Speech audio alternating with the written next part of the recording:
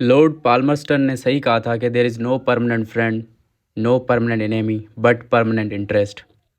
International सियासत में ना कोई आपका दोस्त होता है, ना ही आपका कोई दुश्मन। बस जो चीज़ परमानेंट होती है, जो चीज़ मुस्तकिल होती है, वो आपका मफाद होता है।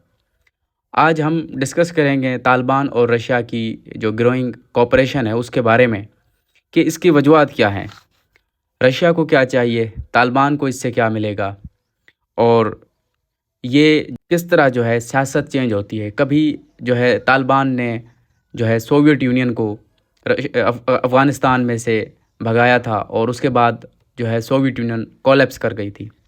आज वही रशिया जो सोवियत यूनियन को लीड करता था, तालिबान को वाहिद मुल्क बन चुका है जिसने रिकॉग्नाइज़ किया है, फॉर्मली रिकॉग्नाइज़ किया है, जबकि पूरी दुनिया तालिबान के साथ कोई भी ताल्लुकात नहीं बनाना चाहती।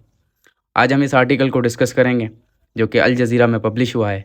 हम डेली 4 इंटरनेशनल या नेशनल आर्टिकल डिस्कस करते हैं। अगर आपको चारों का एनालिसिस डेली देखना है तो आप पिन की हुई वीडियो देख सकते हैं।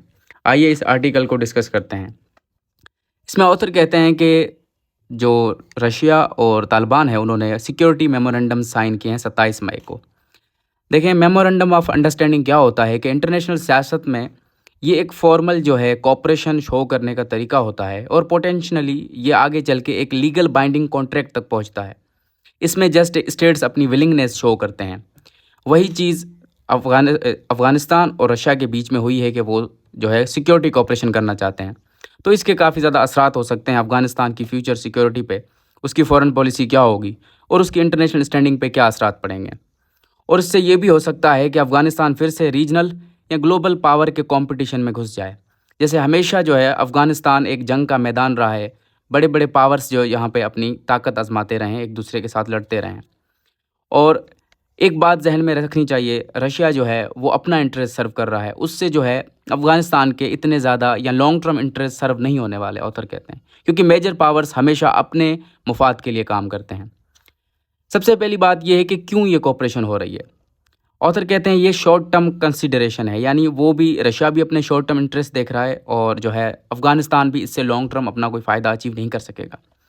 रशिया की नज़र में ये है कि रशिया नहीं चाहता कि अफ़गानिस्तान की ज़मीन उसके ख़िलाफ़ इस्तेमाल हो या अफ़गानिस्तान में जो ग्रुप्स हैं वो रशिया के माहौल को ख़राब करें। और उसके अलावा जो है जो अफ़गानिस्तान में नारकोटिक्स है, नशे की चीज़ें हैं, मंशियात है, वो रशिया तक ना पहुँचें। रशिया और चाइना इन्होंने कोई भी ऐसी जो है कमिटमेंट नहीं की कि वो अफ़गानिस्तान में कोई बड़ी इन्वेस्टमेंट करने वाले हैं। अगर हम यूएसएसआर की बात करें, union of Soviet socialist republics, ये एक ग्रुप था जिसको रशिया लीड करता था 1990s से पहले।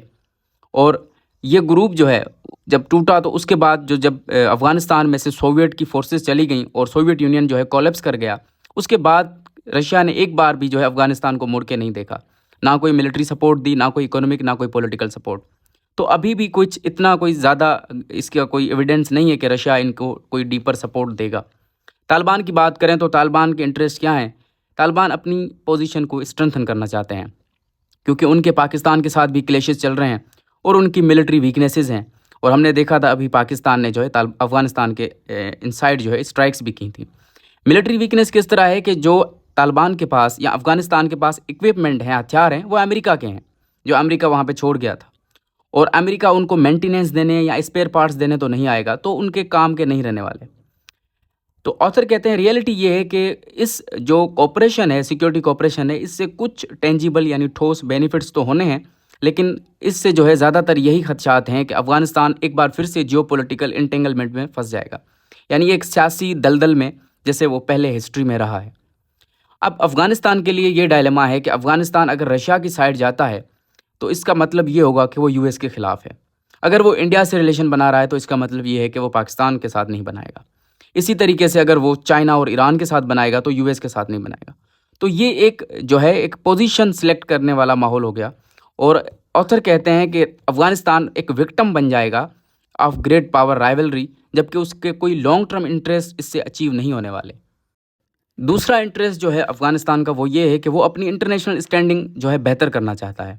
जैसे आपको पता होगा पूरी दुनिया जो है अफ़गानिस्तान को रिकॉग्नाइज़ नहीं करती सिवाय रशिया के, और यही चीज़ वो ठीक करना चाहते हैं और उन्हें लगता है कि ऐसे मेमोरेंडम साइन करने से उनकी लेजिटिमेसी बेहतर हो जाएगी।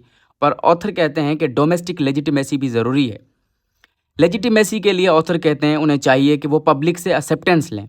देखिए, अफ़गानिस्तान में जो गवर्नमेंट है वो किसी वोटिंग या इलेक्शन प्रोसेस से नहीं आई है। तो वोटिंग प्रोसेस होगा, इलेक्शंस होंगे, तभी पब्लिक एक्सेप्टेंस मिलेगी, तभी दुनिया में ये गवर्नमेंट लेजिटिमेट बनेगी और तभी जो है मुल्क इनके साथ ताल्लुकात बनाएँगे।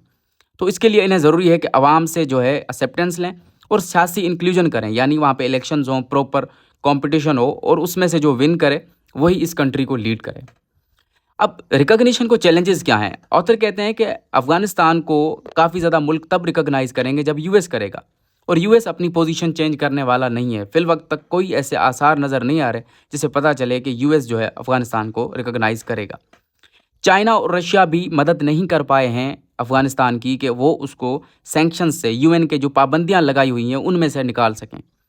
तो अब अफ़गानिस्तान को क्या करना चाहिए? ऑथर कहते हैं अफ़गानिस्तान को अगर लेजिटिमेट बनना है, दुनिया से खुद को तस्लीम करवाना है, तो सबसे पहली चीज़ तो वो ये करे कि वो एड्रेस करे अपने डोमेस्टिक वीकनेसेस, यानी अंदरूनी जो मसाइल हैं उनको बेहतर करे।